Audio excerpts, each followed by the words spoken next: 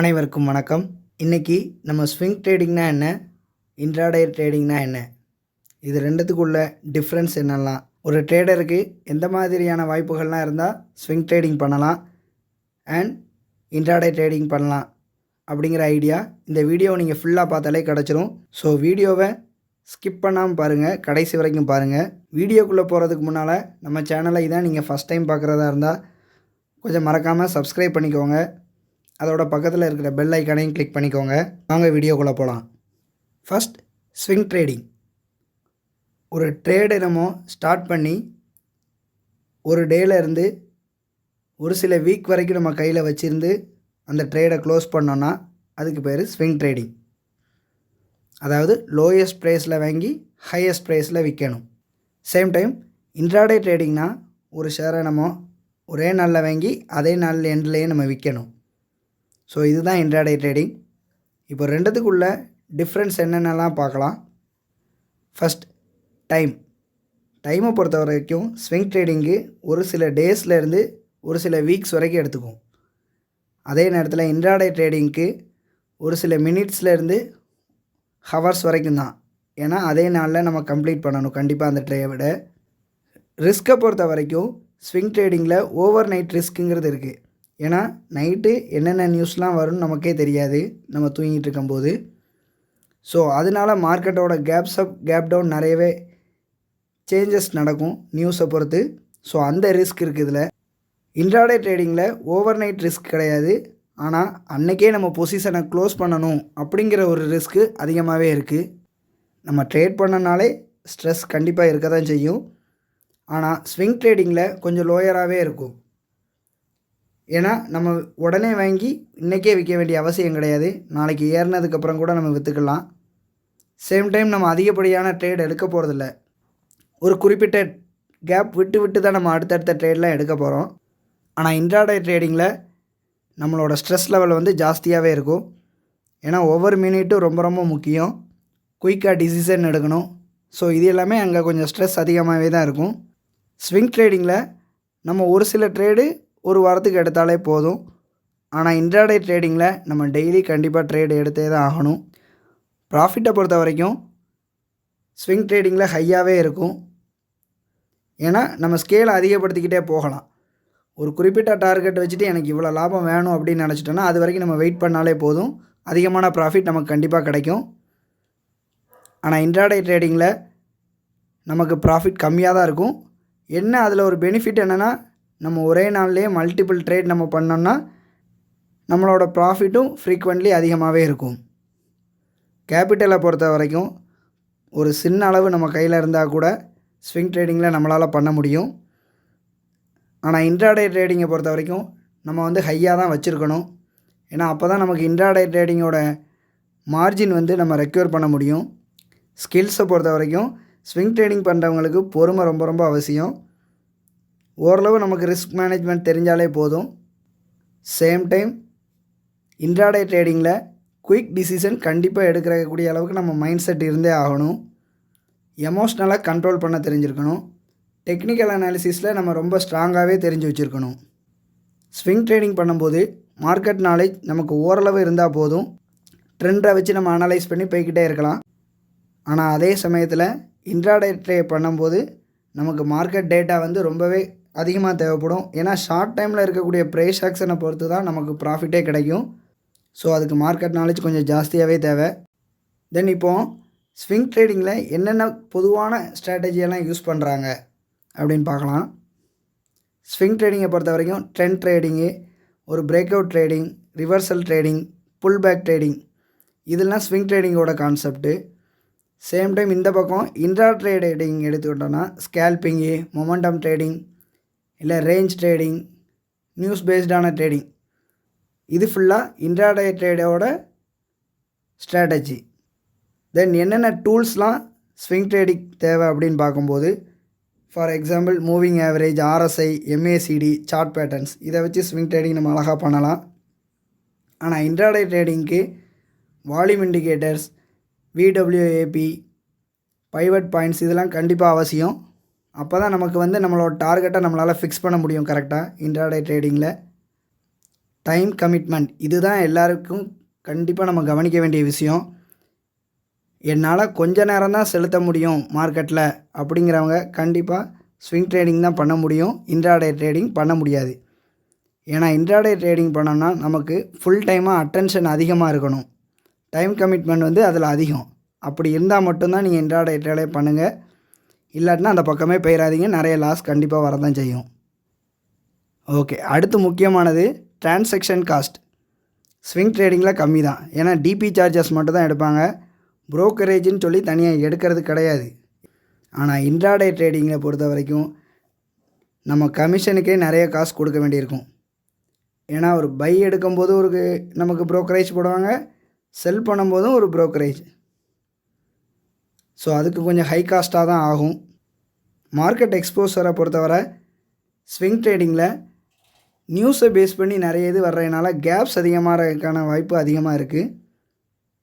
So over night risk இதில் கண்டிப்பாக இருக்குது. பட் இன்ட்ராடே ட்ரேடில் ஓவர் நைட் ரிஸ்க் கிடையாது.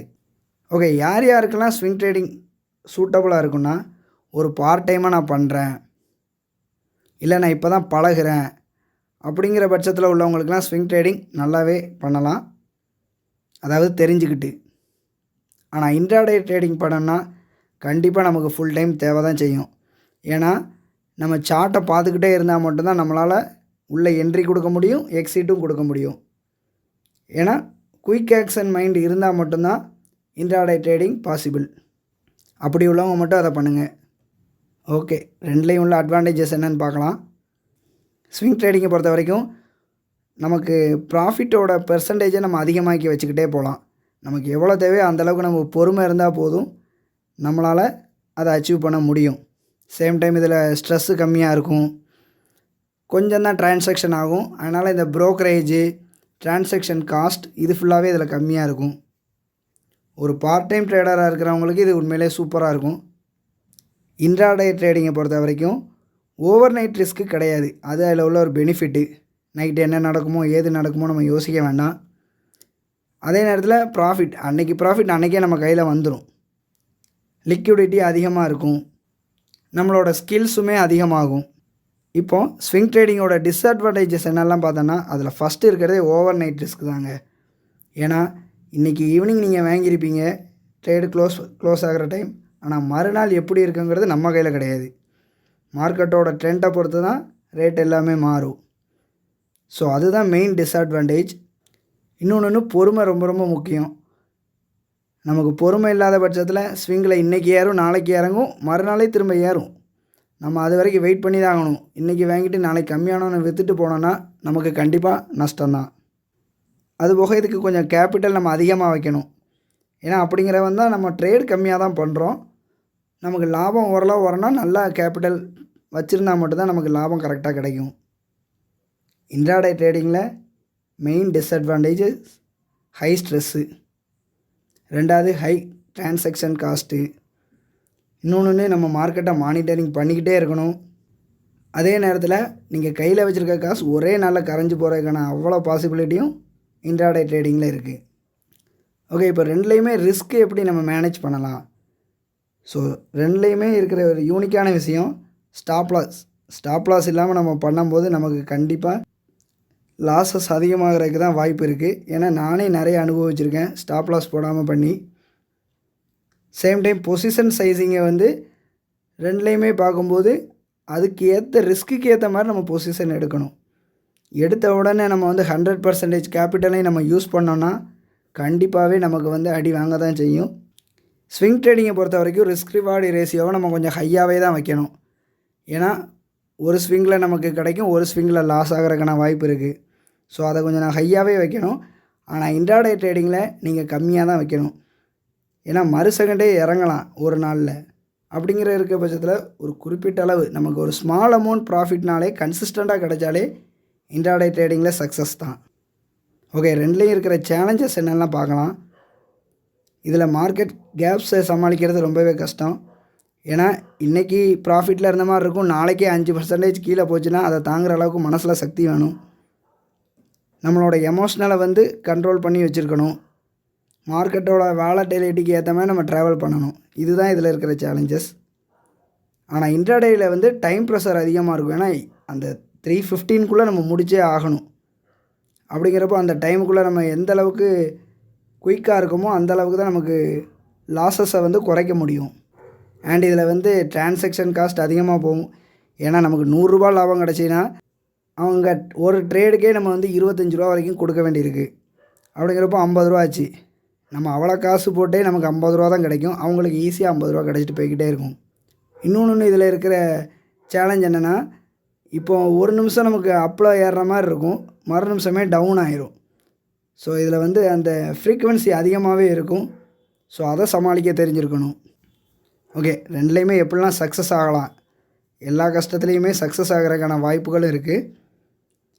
ஸோ ஒரு டிப்ஸ்ன்னு நம்ம எடுத்துக்கிட்டோன்னா, ஸ்விங் ட்ரேடிங்கை பொறுத்த வரைக்கும் நமக்கு கரெக்டான என்ட்ரி கிடைச்சா மட்டும்தான் எடுக்கணும். அதே நேரத்தில் எக்ஸிட் ஆகும்போது வெளியே ஓடி வந்துடணும். சேம் டைம் நம்மளோட அசட்டை வந்து டைவர்சிஃபிகேஷன் பண்ணும். எப்படின்னா, இப்போ ஒரு மிட் கேப்பில் வச்சுருக்கோமா, இன்னொரு ஸ்டாக் லார்ஜ் கேப்பில் வைக்கணும், இன்னொரு ஸ்டாக் ஸ்மால் கேப்பில் வைக்கணும், வேறு செக்டார்ஸில் வைக்கணும். அப்படி டைவர்சிஃபை பண்ணும்போது நமக்கு ஆவரேஜாக ப்ராஃபிட் நல்லாயிருக்கும். இன்னொன்று, நம்மளோட மேக்ரோ எக்கனாமிக்கை நம்ம வந்து வாட்ச் பண்ணிக்கிட்டே இருக்கணும். வாட்ச் பண்ணிக்கிட்டே இருந்தால் தான் இப்போ ஒரு க்ரூட் ஆயில் ப்ரைஸை பொறுத்து என்னென்ன ஷேர்ஸ்லாம் ஏறும் இறங்கும், ஐடி கம்பெனிகளை பொறுத்து என்னென்ன ஷேர்ஸ்லாம் ஏறும் இறங்கும், இதே போல் விஷயத்தெல்லாம் நம்ம தெரிஞ்சு வச்சுக்கிட்டே இருந்தோம்னா நமக்கு சக்ஸஸ் ஆகிறதுக்கான வாய்ப்பு அதிகமாக இருக்குது. இன்ட்ராடே டிப்ஸ்ன்னு நம்ம எடுத்துக்கிட்டோன்னா, ஃபஸ்ட்டு ரொம்ப கம்மியான அமௌண்ட்டை வச்சு நம்ம ஸ்டார்ட் பண்ணணும். அது நமக்கு ஒர்க் அவுட் ஆகுதா இல்லையான்னு பார்த்துட்டு மட்டும்தான் நம்ம ஸ்கேலை வந்து அதிகப்படுத்தணும். அதுபோக இதில் பேப்பர் ட்ரேடிங் நம்ம பண்ணி நம்ம யூஸ் பண்ணோன்னா நமக்கு வந்து நம்ம ஆக்சுவல் ட்ரேடிங் பண்ணும்போது ஓரளவு நமக்கு கரெக்டாக பண்ணலாம். நிறைய ப்ராக்டிஸ் எடுக்கும்போது நம்மளோட லாஸஸ் வந்து குறையிறதுக்கான சான்சஸ் அதிகமாக இருக்கும். ஸோ இந்த வீடியோ நீங்கள் பார்த்து முடிக்கும்போது உங்களுக்கு நம்ம இன்ட்ராடே ட்ரேட் பண்ணவா இல்லைன்னா ஸ்விங் ட்ரேட் பண்ணவா அப்படிங்கிற ஒரு ஐடியா கண்டிப்பாக கிடச்சிருக்கும்.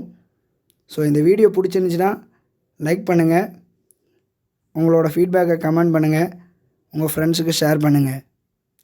நன்றி.